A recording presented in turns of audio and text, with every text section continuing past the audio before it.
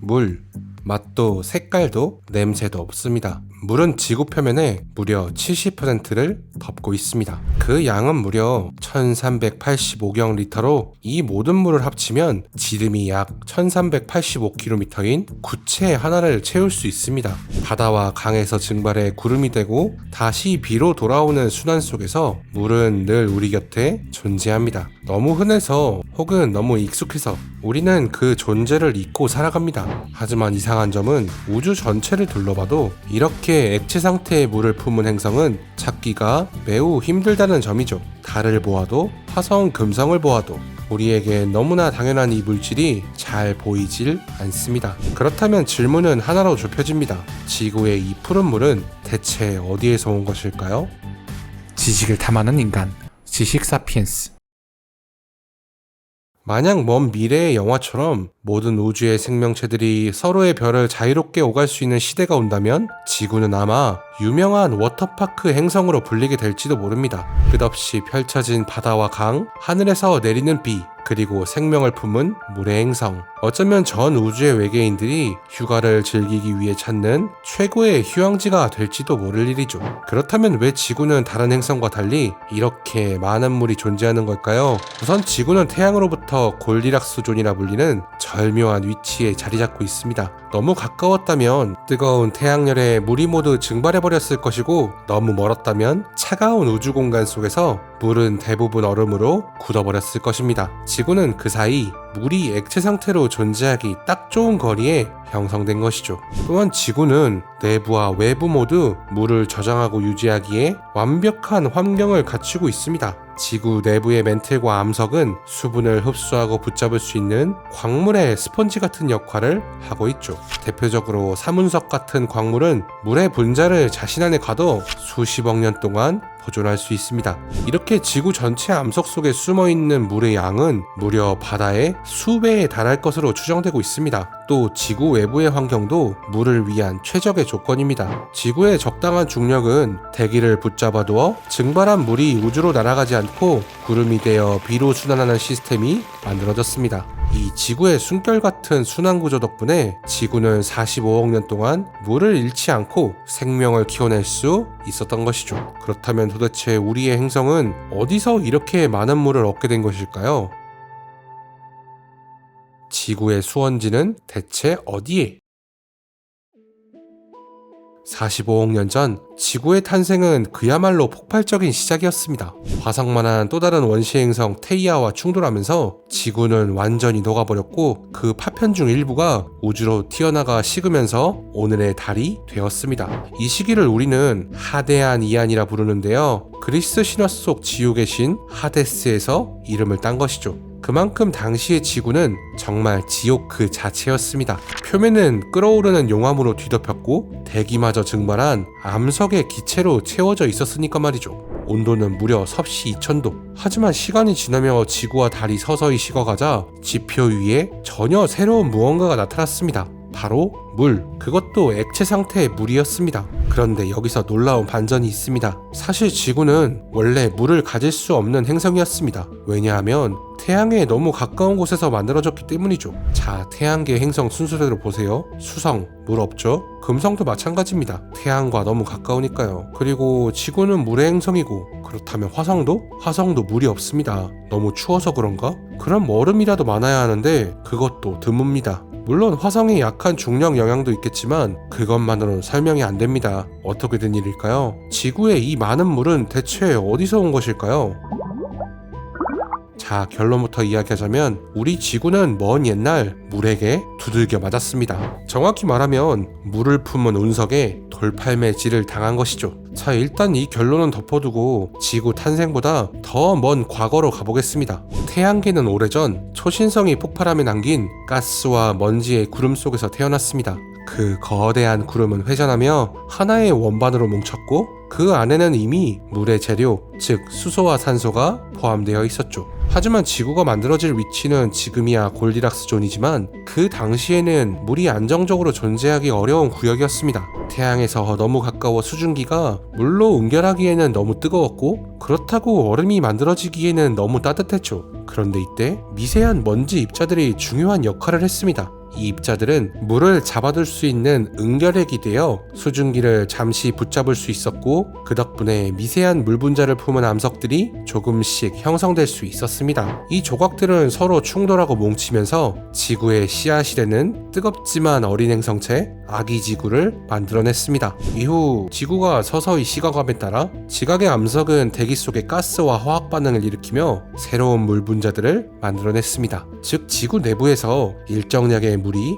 자체적으로 형성되기 시작한 것이죠. 하지만 문제는 그 다음이었습니다. 젊은 태양은 강력한 태양풍을 내뿜으며 가벼운 기체들을 저 멀리 날려버렸습니다. 결국 지구 근처에는 철과 규소 같은 무거운 원소만 남아있었죠. 다들 아시다시피 물은 수소와 산소로 이루어져 있습니다. 산소는 무겁기 때문에 지구에 남아있을 수 있었지만 필수적인 또 하나의 원소, 수소는 너무 가벼워서 젊고 쌩쌩한 태양의 강력한 태양풍과 자기장에 밀려 목성과 토성 같은 외행성 쪽으로 날아가 버릴 수밖에 없었습니다. 그래서 여담으로 목성, 토성, 천왕성 같은 행성은 지금도 얼음이 풍부한 반면 지구 주변의 행성들은 상대적으로 메마른 것입니다. 그렇다면 지구가 지금처럼 물이 넘치는 행성이 된 이유는 무엇일까요? 네, 말씀드렸다시피 바로 태양계 외곽에서 날아온 소행성과 운석들 덕분입니다. 그들은 수십억 년 동안 우주 자갈의 형태로 지구를 향해 끊임없이 떨어졌습니다. 그중 콘드라이트라고 불리는 특정한 종류의 운석이 물의 생성에 큰 몫을 했습니다.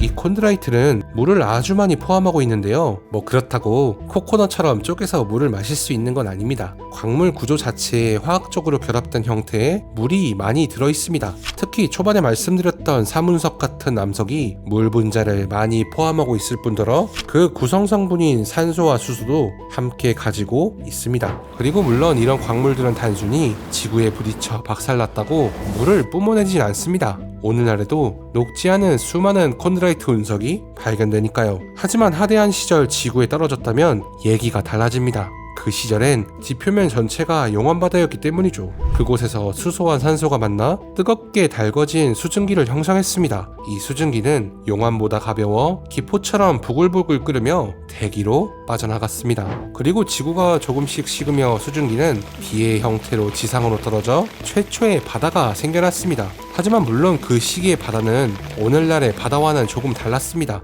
하대한 시기의 대기는 엄청난 양의 수증기와 이산화탄소로 가득 차 있었고 최대 기압은 무려 215기압에 달했습니다. 자, 이 말이 무슨 말이냐면 현재 우리는 1기압에서 살아갑니다. 기압은 쉽게 말해 대기의 압력인데요. 공기가 우리를 누르는 압력이란 뜻이죠. 근데 215기압이라면 지금보다 대기가 우리를 무려 215배 높은 압력으로 짓누르는 상황이라는 겁니다. 대략 수십 2000m 바다 밑에 있다고 생각하시면 됩니다. 이런 상황은 매우 신기한 현상을 연출하는데요. 오늘날 물은 섭씨 100도씨가 되면 물이 끓어 기체로 변합니다. 그리고 여기서 한 가지 상식으로 압력을 바꾸면 끓는 점도 바뀝니다. 예를 들어 에베레스트 정상처럼 기압이 낮은 곳에서는 섭씨 68도만 되어도 물이 끓습니다. 이 때문에 이런 데서 밥을 지어 먹으면 밥이 설익는 것이죠. 또 반대로 압력이 높으면 끓는 점이 높아지는데요. 예를 들어 우리가 사용하는 압력밥솥은 보통 2기압 정도입니다. 기압이 높기 때문에 끓는 점이 100도에서 약 120도 정도까지 올라가고 밥도 훨씬 빨리 익는 것이죠. 근데 대기압이 215나 되는 하대한 시절의 바다는 지표 온도가 230도에 달하는데도 끓지 않았습니다. 즉 우리의 첫 번째 바다는 초가열된 바다였습니다. 그리고 또 아주 오랜 시간이 지나며 지구의 열이 서서히 식으면서 하대한의 시대가 끝나갔습니다. 용암 바다는 지각이 되었고 대기 속의 수증기는 수억 년간 비가 되어 내렸습니다. 이것이 바로 지구의 물이 만들어진 이야기입니다. 라고 하며 박수치며 끝내면 좋겠지만 그렇게 끝내기엔 문제가 하나 있었습니다. 아니 이게 무슨 말이야? 물의 종류가 다르다고? 물의 기원을 연구하던 과학자들은 한 가지 이상한 점을 발견합니다. 지구의 물과 우주에서 떨어진 운석 속의 물이 완전히 같지 않았다는 것이죠. 이해를 돕기 위해 아주 간단히 설명해 보겠습니다. 물은 H2O, 즉 수소 2개와 산소 하나로 이루어져 있습니다. 그런데 이 수소에는 두 가지 종류가 있습니다. 하나는 아주 가벼운 보통 수소, 다른 하나는 안에 중성자가 하나 더 들어있는 중수소입니다. 즉 무게가 조금 더 무거운 수소가 존재하는 셈입니다. 과학자들은 오래전부터 이 수소의 비율을 통해 물의 기원을 추적해왔습니다. 그런데 흥미롭게도 지구의 바닷물에 들어있는 수소 비율은 대부분의 운석 속 물과 일치하지 않았습니다. 운석 속에는 상대적으로 무거운 수소가 많았던 반면 지구의 물은 가벼운 수소가 더 많았던 것입니다. 같은 태양계에서 만들어졌는데 왜 다를까? 이 의문은 오랫동안 과학자들을 괴롭힌 미스터리였습니다. 그런데 바로 얼마 전 2021년 새로운 단서가 발견되었죠. 연구자들이 엔스타타이트 콘드라이트라는 운석을 분석한 결과 그 안에는 지구의 물과 거의 동일한 비율의 가벼운 수소가 들어있다는 것을 발견했습니다. 과학자들은 그 수소가 어디서 왔는지 확인하기 위해 그 과정을 실험으로 재현했습니다. 감남석을 태양풍과 동일한 조건에 노출시켰더니 놀랍게도 가벼운 수소로 구성된 물 분자가 실제로 형성된 것이죠. 무슨 일이 있었던 걸까요? 태양풍은 수많은 입자를 내뿜습니다. 그 중에서도 프로톤이라 불리는 양성자는 먼지나 암석 표면에 있는 산소 원자에 부딪히며 전자를 빼앗아 자신과 결합합니다. 쉽게 말해 태양의 빛이 중수소를 때려 완전히 새로운 수소를 만들어내어 완전히 다른 종류의 물을 만들어낸다는 것이죠. 즉 지구의 물은 단순히 운석에서만 온 것이 아니라 태양풍이 암석을 때리며 만들어낸 태양의 물이 섞여 있는 것이었습니다. 지구의 바다는 돌이 만든 물과 태양이 만든 물이 함께 섞여 만들어진 놀라운 우주적인 협업의 결과물인 셈이었던 것입니다. 오늘 영상을 통해 우리는 지구에 물이 생긴 이유를 함께 살펴봤습니다. 하지만 이야기는 여기서 끝나지 않습니다. 이제 질문은 한 단계 더 깊어지죠. 자, 지구에 물이 우주에서 왔다면 그럼 우주에 있던 물은 태초에 어디서 왔을까요? 사실 이 질문에 대한 답은 아무도 모릅니다. 천문학자들은 오늘도 이 답을 찾기 위해 먼 하늘을 바라보고 있겠죠.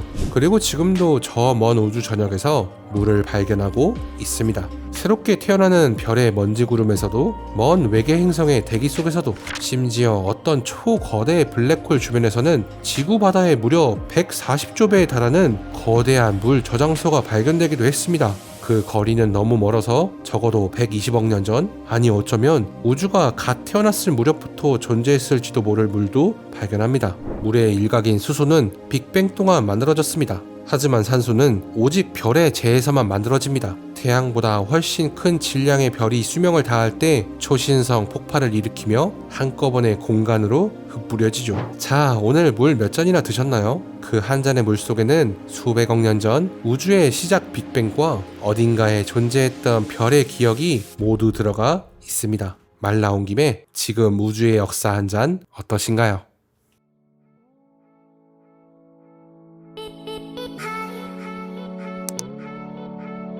지식을 탐하는 인간, 지식 사피엔스.